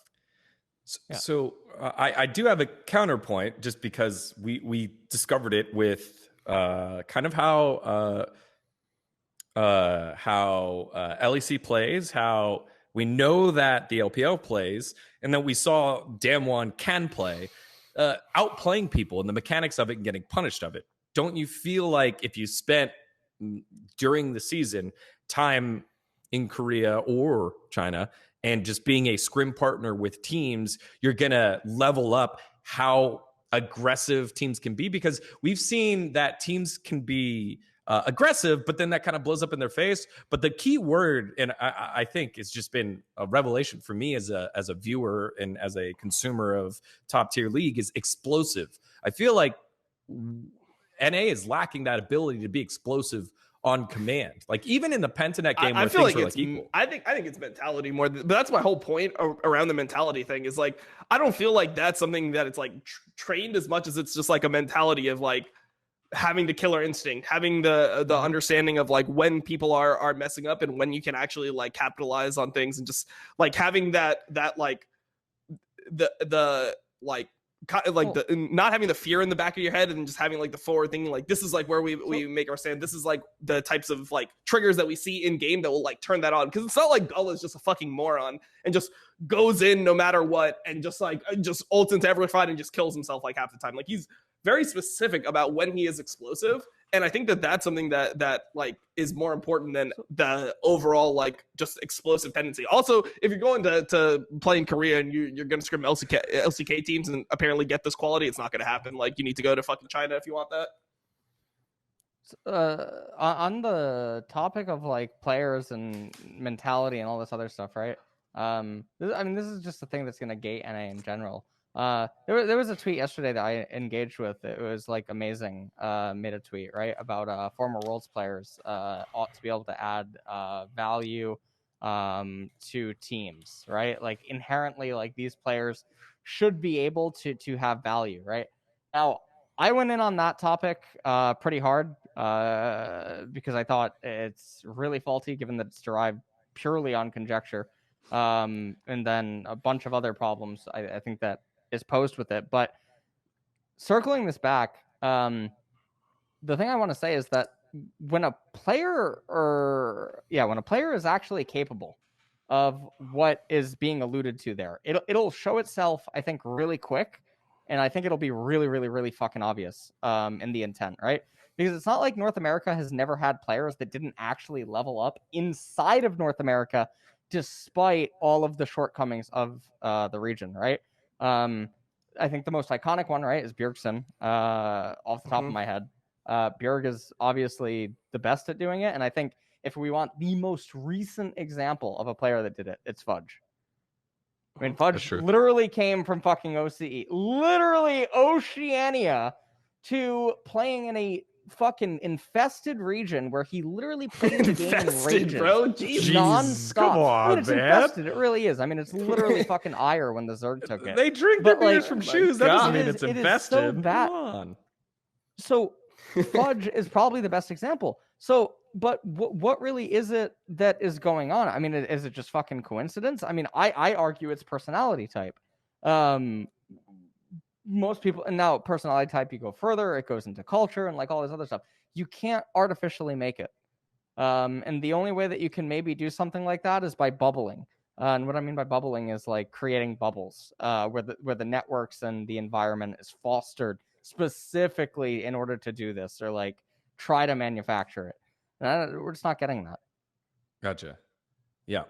Well, I mean, also it's like we literally have EU right there, and it's not like EU has all of these fucking tools and this like amazing fucking league where all the teams are great, and like the EU teams always level up, and like Mad Lions was able to learn from the boot camp, get better over the course of the boot camp, and have like respectable showing. When you watch the Mad Lions versus Damonte stage, you're like, yeah, that looks like Mad Lions got beat. Like they played to a level that you would expect of them, maybe even a little bit higher than that, and they were just beat by a better team. Like Dom1 still has some edges, even though Dom1 didn't look the best themselves. They're just a slightly better team than Mad Lions. Like these teams don't like. I don't understand like how EU has it so good, but NA has it so bad. It's not like their solo queue environment is so much fucking better than ours that like we can like never compete. Like it's such a like I don't know. It's such like a defeatist mindset. Well, like there's really a way for NA teams to perform at international events. It's not just down to like structure and all this other stuff. Yeah, I agree with that. But no team or org is going to be willing to bubble, and then no team or org is equipped to even do stuff like that. I think that's a problem in itself. I mean, the only difference between EU and NA solo queue is I would rather have someone tell me that they're gonna slit open my throat and pour salt into it. But then still actually try hard to win the game, than have, your Sona one trick pony or fucking, AP Shaco one trick or fucking whatever you have over there, decide that they don't want to play the game because their one trick got banned, or they got killed within the first 6 minutes. So the game's not fun for them. So they're not going to try that hard anymore. Yep. Yeah. Same. I mean, look, NA solo queue is just really like, the thing about EU is it feels like most people, even while they'll be like, yeah, I'm going to fucking run down the game. Yeah, I'm going to fucking come to your house and kill you. And then they're just like, you watch their laning phase and they're like playing the lane reasonably. They're like warding for the enemy jungler. It's like, oh, okay. Like this guy, like it appears he's still trying. But like in NA, it's like people are like, this is going to be a fun one. And then they put a smiley face and they just TP to the top turret at level 1. And it's like, uh-oh. Like what the fuck is going on here? Like this guy's having a mental breakdown. And you got to be like, oh, but like we can win, guys. Like, guys, don't worry about it. Like, it's not over. Like, even if this guy is trolling, the rest of us don't have to troll. And then like one guy starts trolling, and then the other guy starts trolling. He's like, look, that guy's trolling, so I can troll too. We're all trolling. It's like, come on, man. Like, what the fuck am I playing? I literally stopped playing solo queue 3 weeks ago. I've been playing TFT. I've been having a way better time. Oh my god, I was on screen share with Fudge, and there was a game. I can't even remember. Anyway, the kill gap between the two teams, right? It was like down 6 turrets, down 3 drakes, down. It must have been like a 15k gold deficit, and a surrender vote goes up 2 no votes. Oh my god, I just don't get it. You know what I mean? And then eventually, like, surrender vote eventually goes through at 20 minutes.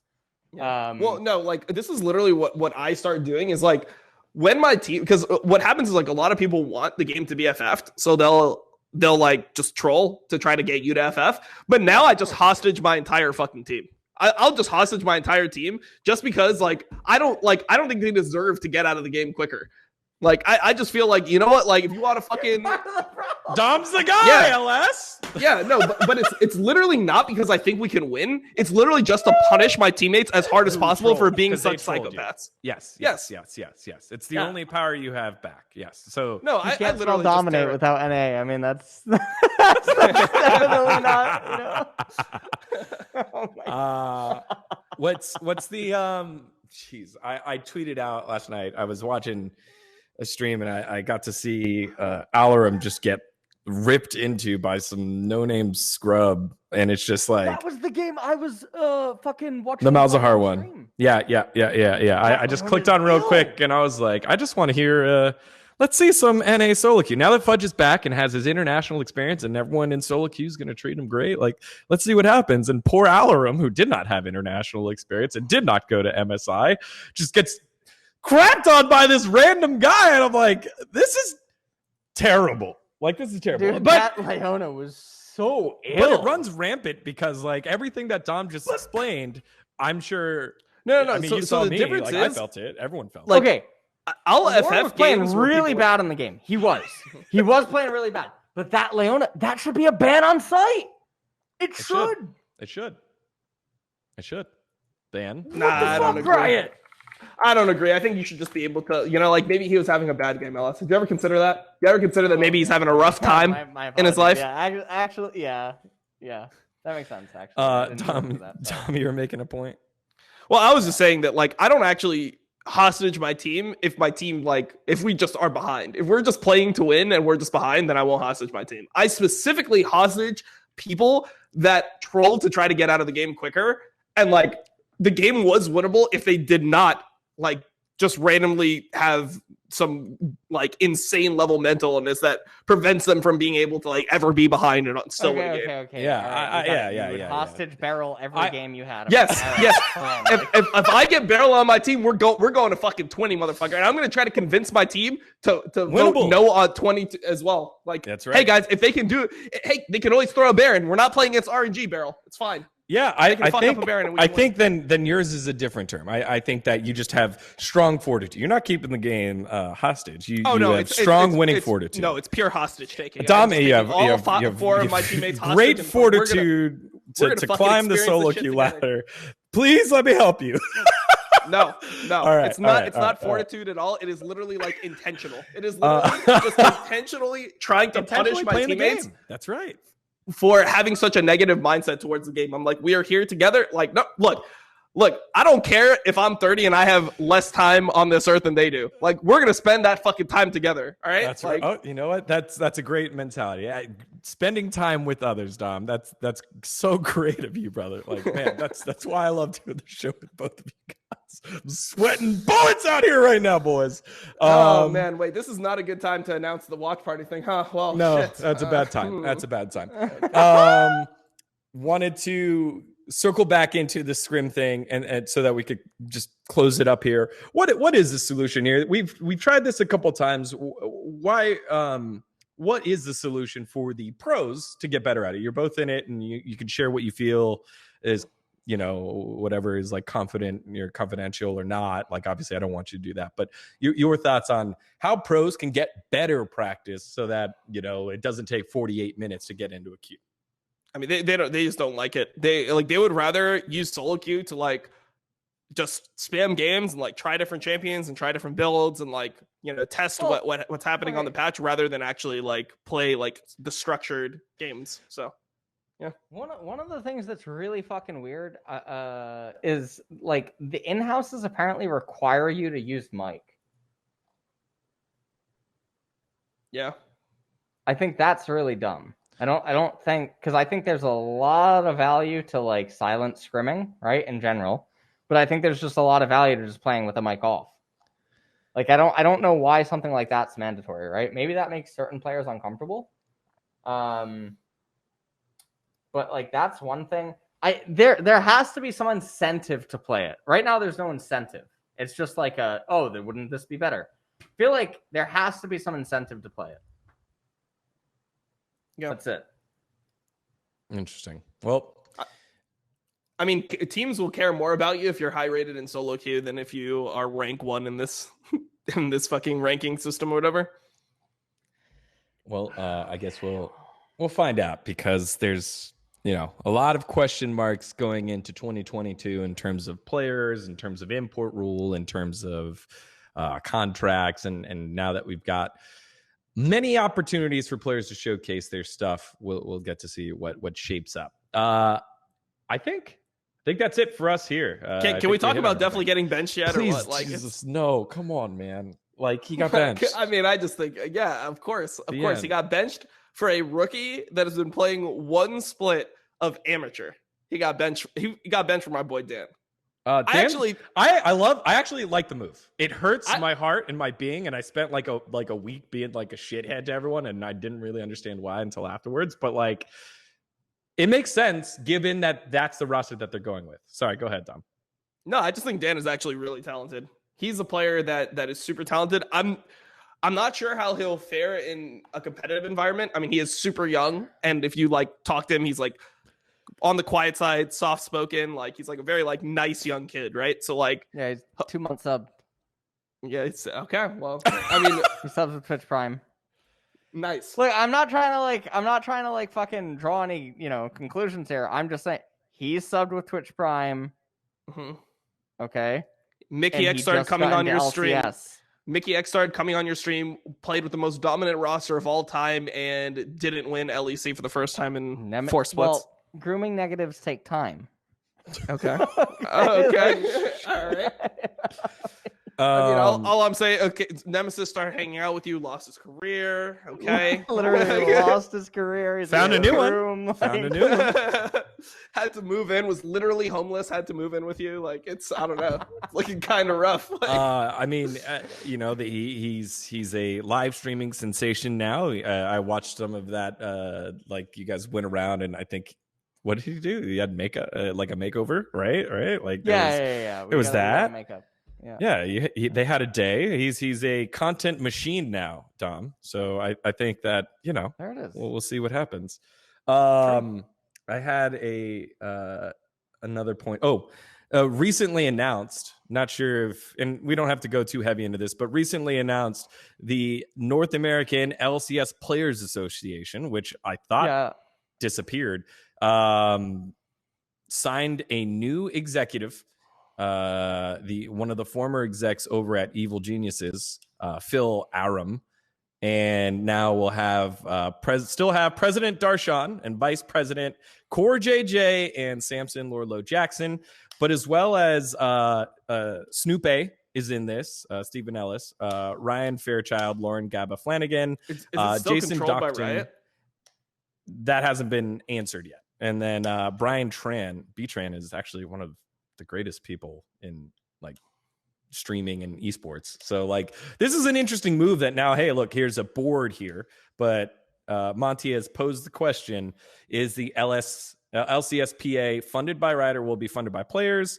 We have a reserve of prior funding from Riot, but there is no go forward funding or involvement. We'll be using the resources we have to reestablish the Players Association capacity to impact its members before finalizing a new sustainability plan. So it is no longer controlled by Riot. Now you got someone that can act on behalf of the players against the interests of Riot, if that is what is to happen here. So it looks like we've got a new face in town. It's not just going to be Commissioner Greeley. It's going to be Commissioner Greeley up against Players Association rep Philip Aram, and we'll see how this manifests in the future. This is pretty cool. I just quick thoughts here, because I know that's just a lot to unpack, and we'll see what it means.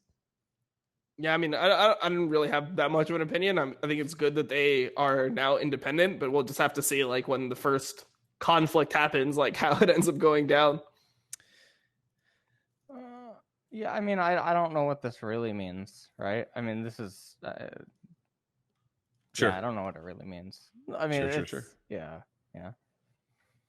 And then, Okay, I think that's it. I'm being clamored for some other news. I'm looking to see if it's been announced. Okay, yeah, it just got announced a minute ago.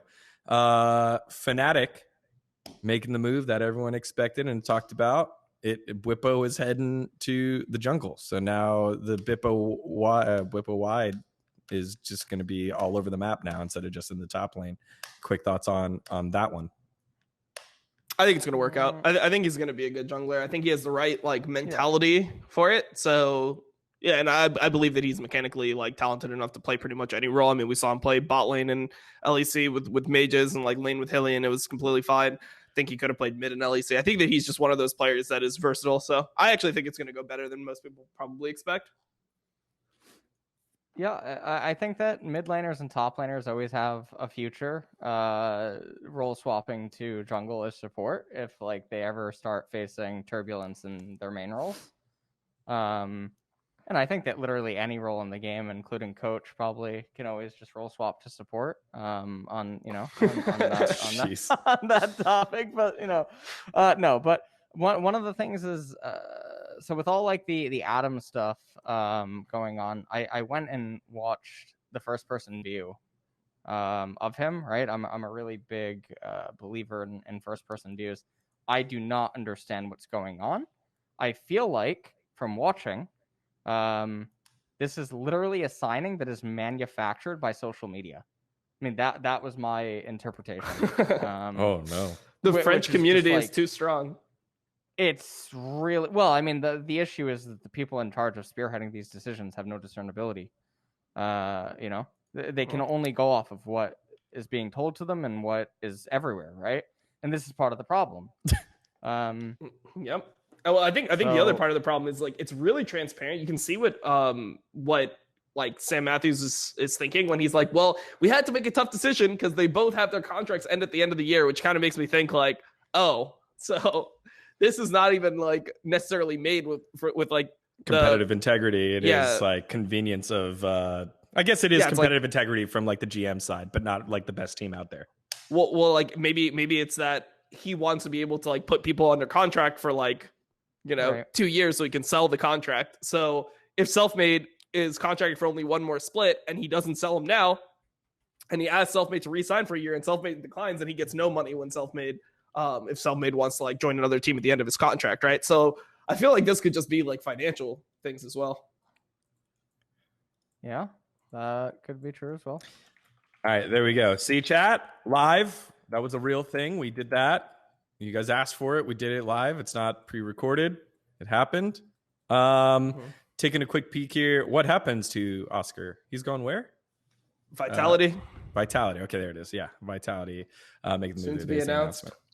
All right, everyone. That is our show. We will be back next week for. Oh, wait. Last question. Does Definitely ever play another game in the LCS? I don't think so. I don't think so either. LS.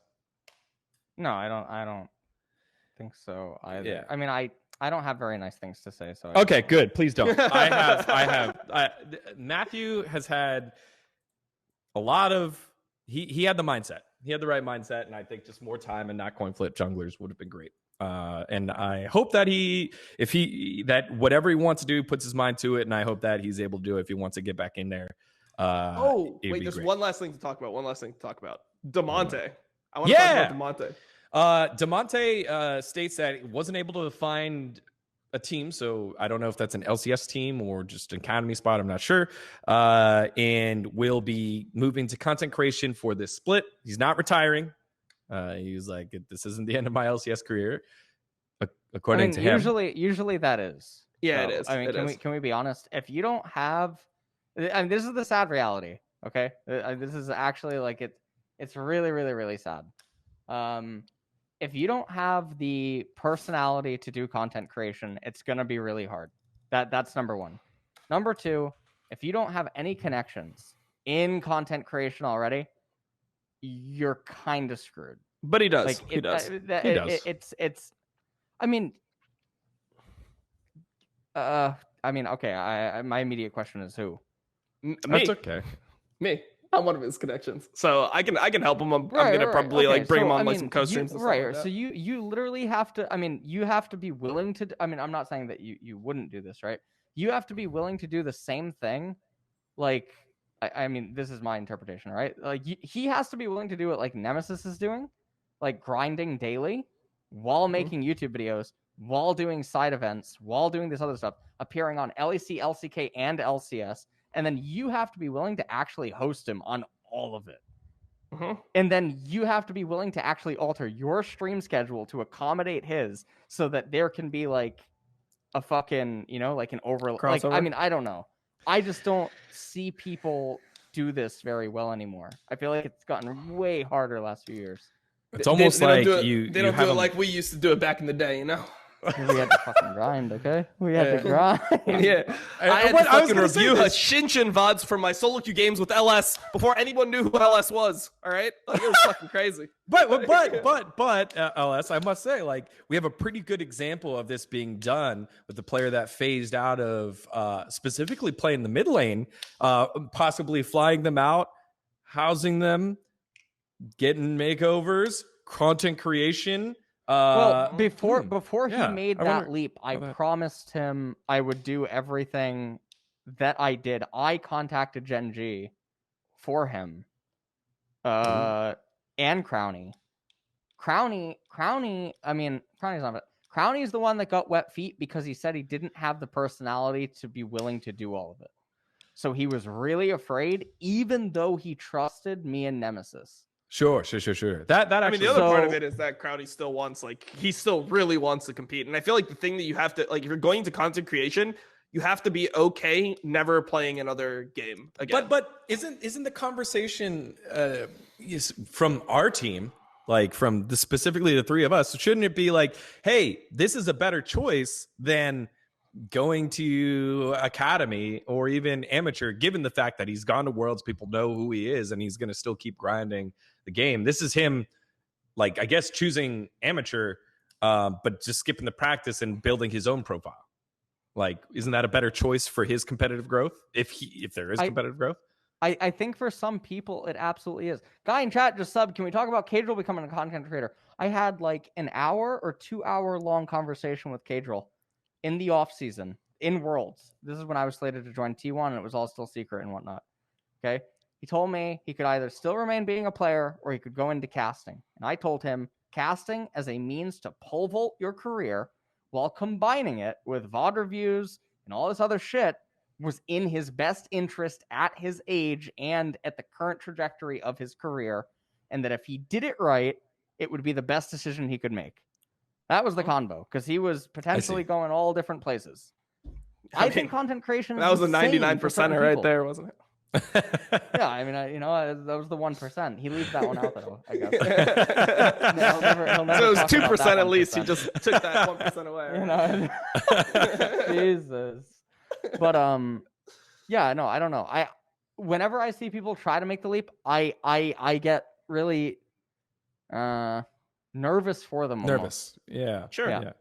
I just feel like there's not that much. Like, I mean, at this point, right? He's not going to get into another LCS team. So, like, what do you think is like has a higher chance of working out? Him going to academy and being in academy prison for like another year potentially and hating his life, or doing content creation? Like, number one, I've talked to Damonte a decent amount.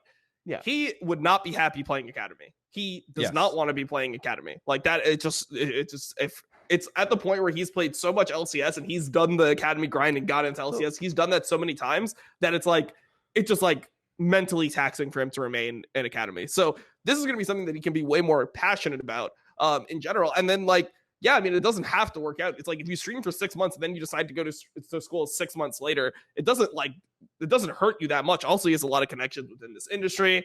He's generally well liked within the community. People love the Tanner time thing. So I feel like this is something that people have this really negative viewpoint on. And it's like, yeah, even if it doesn't work out, it's not like horrifically negative or like, oh shit, well, it didn't work out. What the fuck's gonna happen? Oh my God, his whole life is like over as a result. I think it's completely reasonable to go for it. And like, I also think that other people have this mentality of like, well, he's probably not the next XQC. It's like, yeah, no one the fuck is the next XQC. Like, you don't have to be the next XQC, bro. Like, you could be like the next fucking, you could be the next Bob Quinn you only need like 2,000 or 3,000 viewers to make like a nice insane money, like insane money for most people. You only need about 2 to 3, but getting to 2 to 3 is really hard. Yeah, it's extremely hard. It's extremely very hard. It's extremely hard. But just like overall, like the way you should view it is people have this really delusional perception. I was seeing like in the Reddit thread, and this is kind of why I wanted to bring it up. People have this really delusional perception of like how much like a content creator, how many viewers a content creator actually needs.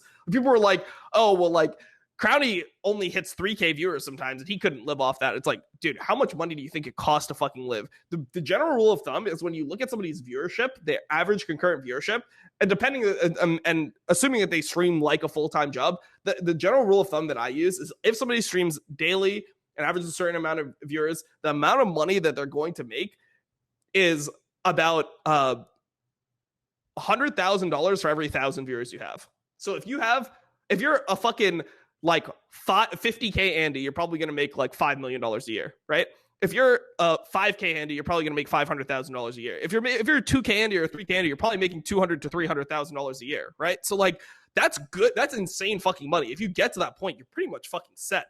So like I hate this idea of like, oh well, this player's not going to make it, or like, oh, it's so sad like watching this player only have like 1.5 or 2K viewers these days. Like, what the fuck? This motherfucker's like chilling.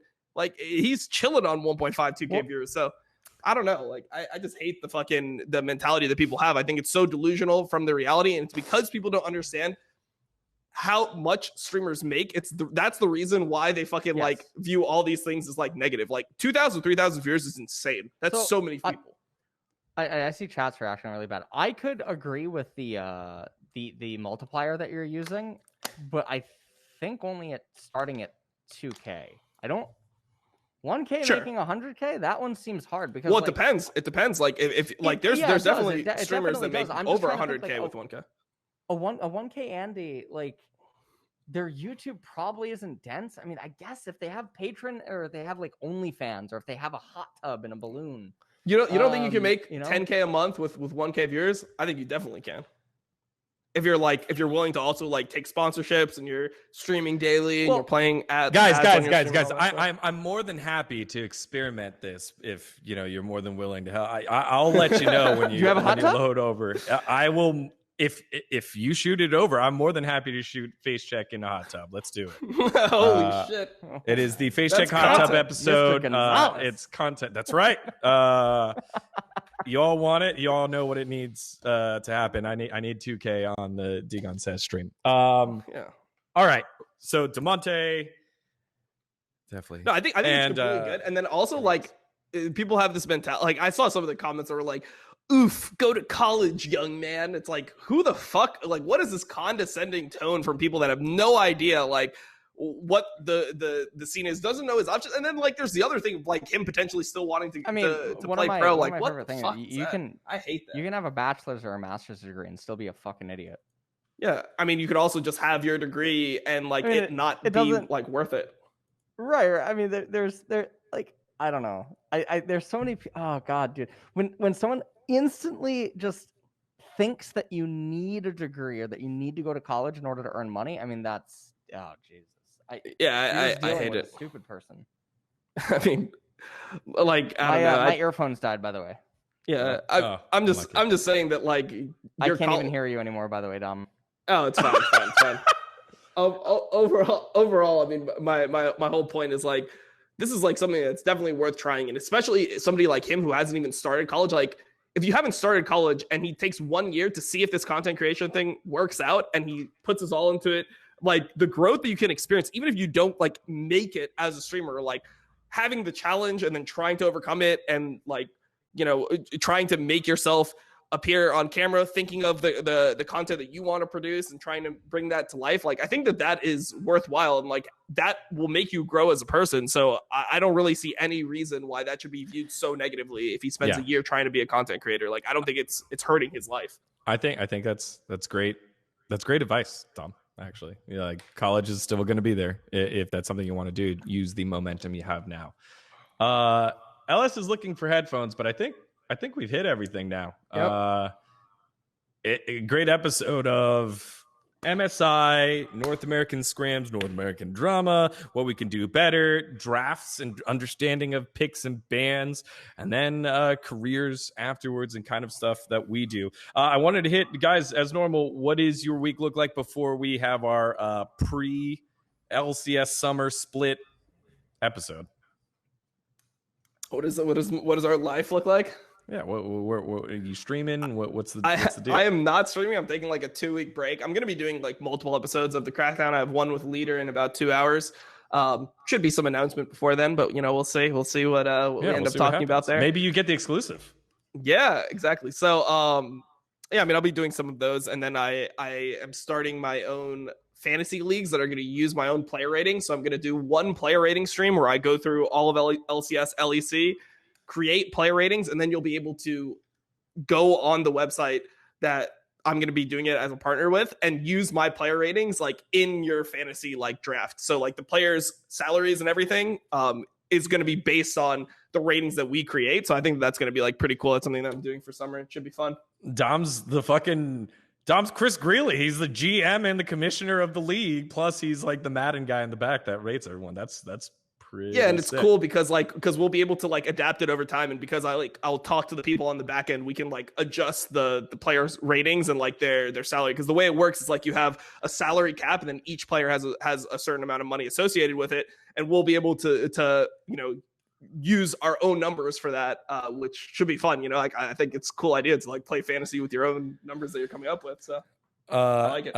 LS, what you got for this week? Where can people catch you? All right. No, yeah, I can hear you. It went to the monitor. I mean, I have to do. There's new like Patreon content I'm doing with collaboration with Nemesis this week. And then starting tomorrow now, there's the Stream Scrims versus T1 Academy and Genji Academy that'll be on Twitch. That's sick. So we have permission to stream them, so that'll be nice. So I think we have like 4 days in a row of that, and then we have a couple in the first week of June, and then we have them sporadically with other LCK teams, and they'll all be streamed. I mean, Nemesis will stream his first person view, others will stream it. So I'm gonna just watch your jungle perspective and flame you the entire time. No, I gotta. So I mean, I'm interchangeably playing jungle, mid, and support. Okay, I'll flame you in all three. Don't worry, it doesn't matter. You can flame me. It's fine. It's totally fine. Like, I'll just be backseeing the whole time. I won't be able to 5-level Korean junglers like I did Night D3 and others at Twitch Rivals, but it's fine. Yeah, I'm just gonna be like in chat, just waiting for you to miss the cannon, kick W, like, and then that'll be my life for an entire week. About that, sounds like a good week off. Sounds like a good week off.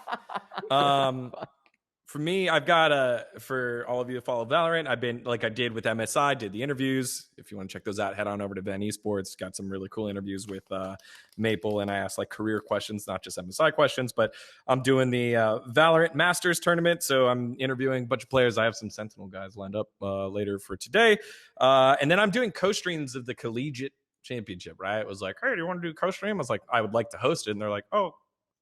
Well, do you want to do a co-stream? I was like, all right, sure, whatever. So I'm co-streaming the Collegiate Championship. So come watch some of the best North American talent out there that we can sign later. And I think that's what my week exists of. So you can check that out all over at VENN Esports and over at my Twitch at dGon Says. If we reach 1,000 subs, we'll do a hot tub stream. Done.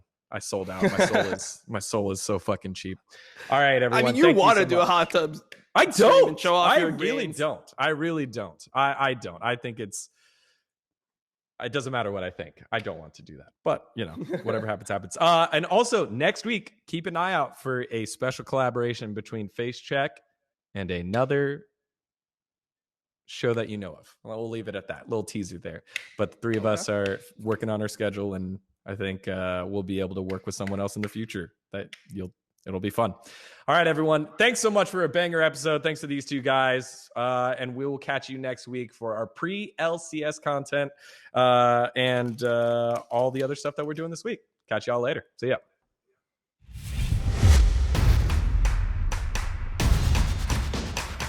No, they already know to subscribe. They're subscribed. Why wouldn't they subscribe? We give them free content all the time. Look, there's more right here. Why wouldn't they subscribe? They already know. We don't have to tell them.